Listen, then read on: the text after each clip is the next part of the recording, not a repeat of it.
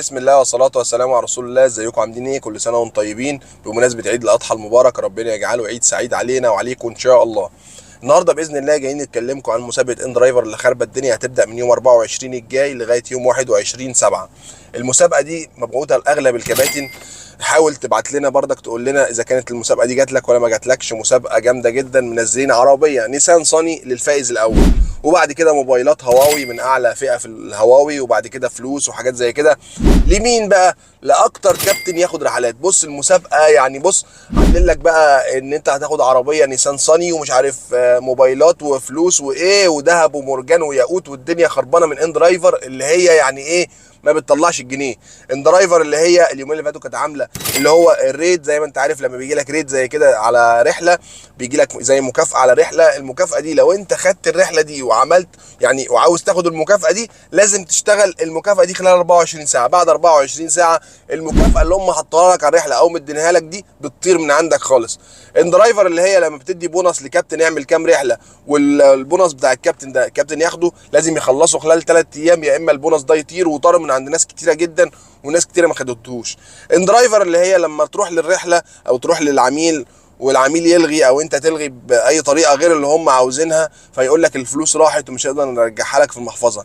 ان درايفر اللي هي بتنصب عليك في كل مكان وفي كل حته، بتقول لك هديك عربيات وهديك فلوس وهديك موبايلات والكلام ده كله. انا شايف ان المسابقه دي عباره عن وهم، او عباره عن عاوز يركبك الساقيه، عاوز يخليك، عاوز يكتر من عدد الكباتن الخطيفه. تخيل انت لما كل واحد عاوز يعمل اعلى عدد من الرحلات، فهياخد رحلات باي سعر. اي سعر هيجي له قدامه هياخده. اي رحله فيها ثغره الابلكيشن اللي هو ممكن يحط لك 10 و15 جنيه والكلام الفاضي ده في مشوار طويل. حد بعتها لي، مش عارف مشوار طويل حاطط له 20 12 جنيه 15 جنيه حاجات زي كده. وان درايفر كانت شالتها زمان ورجعتها تاني دلوقتي. ان درايفر بتقول لك هتديك فلوس، اللي هي اساسا اكبر شركه او اكتر شركه بتنصب عليك عيني عينك، وبيقول لك احنا ملناش دعوه واخبط دماغك في الحيط، واذا كان مش عاجبك ما تشتغلش على الابلكيشن ده. وناس تبقى لسه شحنه ما يبعتلهاش شحن، ونصابات وحوارات. ويعني اكتر شركه فيها حوارات، الشركه اللي انطبق عليها ازبل شركه في مصر او احقر شركه في مصر، يعني شركه ما يعلم بها الا ربنا، وعاوزه تكتر عدد الخطيفه. تخيل انت عاوز يركبك الساقيه اللي هو ايه، اكتر عدد رحلات تقدر تعمله. يعني اي رحله تيجي قدامك اخطفها واعملها. ليه؟ عشان تعمل عدد رحلات كبير، عشان ممكن تاخد النيسان صاني وانت في الاخر هتاخد احلى خازوق من الشركه بنت اللذينه دي. يعني اقول لك على حاجه، ممكن انت تكسب فعلا ويبقى انطبق عليك الشروط وتكسب وكل حاجه، بس يقول لك اصل انت ما جيتش في الميعاد، اصل انت مش عارف ايه. فهو بيقول لك العرض ده او المسابقه دي من يوم 24 ده لغايه يوم 21/7، وهيعلنوا عن الفائزين يوم 28/7. فما علينا، بس حبيت اوريك العرض وحبيت اقول لك ان انت ما تتسقش ورا الشركات دي. الشركات دي 90% منها نصب. يعني ممكن حد يكسب فعلا العربيه ولا الكلام ده، بس حد يكون تبع الشركه، حد يكون ابنهم، حد يكون شغال من تحتهم، حاجات زي كده. ممكن حد يكسب الموبايل، ايه المشكله؟ بس انا عاوز اقول لك ان انت ما تجريش ورا الوهم ده، عباره عن وهم الشركات عاوز يخليك تسيب كل الابلكيشن. عشان اليومين اللي فاتوا دول شركات كتيره، شركه ان درايفر في السكه اللي هي ماشيه فيها سكه التفاوض على السعر وكده، فعاوزه ترجع الكباتن دي كلها تحطهم تحتها. تحطهم ازاي؟ باي حاجه، ببونص، باي حاجه وهميه، بعروض، بمسابقه، باي حاجه، عشان خاطر كل الناس دي ترجع تشتغل على ان درايفر تاني ويسلموا نفسهم لان درايفر. ناس كتيره كانت ما بتشتغلش الا ان درايفر، بس دلوقتي شغاله على شركات تانية.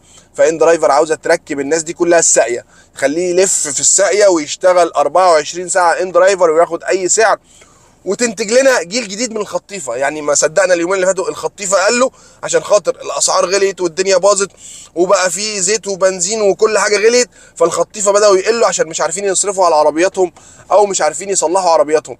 فدلوقتي ان درايفر عاوزه تزرع جيل جديد من الخطيفه، بتعمل ناشئين من الخطيفه. عارف انت النوادي اللي بيعملوا ناشئين؟ هي بالمسابقات دي بتعمل ناشئين من الخطيفه.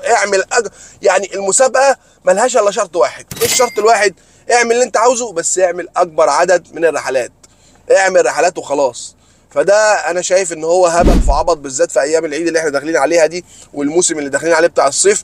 فعاوز يحرق رحلات بالهبل، عاوز يعمل اكبر عدد رحلات عشان يرجع تاني ان هو رقم واحد في عدد الرحلات، وعنده رحلات كتير. دلوقتي الرحلات قلت والكباتن كلها ما بتقبلش بسبب ايه؟ الاسعار. كل كابتن بيحط اعلى سعر، وطبعا العميل مش اي عميل بيقبل اعلى سعر. الا لو هو عاوز تكييف، عاوز عربيه نظيفه الكلام ده، فبيطلب مريح وبيطلب اعلى سعر. بس انا حبيت انبهك، اوعى تركب الساقيه مع اندرايفر. اندرايفر منبساك في الساقيه او محضره لك الساقيه الجامده، فاوعى تركب الساقيه مع اندرايفر. اندرايفر شركه ملهاش اي كتالوج وملهاش اي حل، فاوعى تنساق وراها وتمشي ورا فلوس ومش عارف موبايلات ومش عارف ايه.